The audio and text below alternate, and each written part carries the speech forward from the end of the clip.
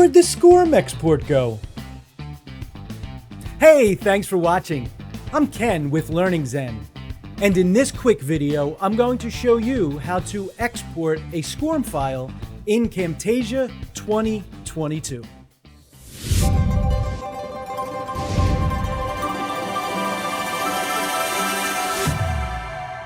Okay, so here we are inside Camtasia 2022.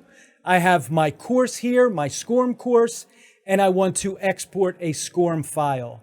Now to export, I can either go to the left above the tool menu and click export, or I can go to right above the properties panel and click the large export here. So I'm going to click that. And to export a SCORM file now in Camtasia 2022, it used to be located in the local file, but it no longer is. Now you will have to click Export, Legacy Local File, and from the drop-down, select Custom Production Settings. You'll just click Next. You want it to be an MP4. Next. All of this information, if you need to change it, go ahead. Next, you want to make sure that SCORM is checked off. So I want this to be a SCORM file.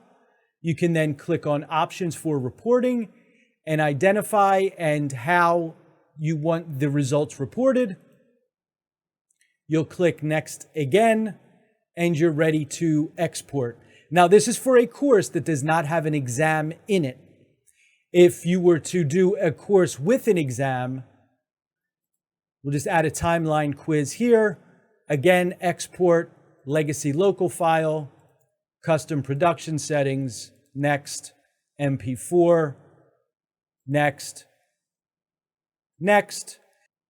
Okay, and now you'll see that there is nowhere to select SCORM or not SCORM.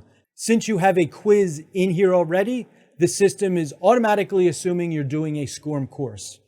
So you'll click Next again, and then where Report Quiz Results, you'll just put in your options, passing score, where you want, and then on the bottom, SCORM Package Options.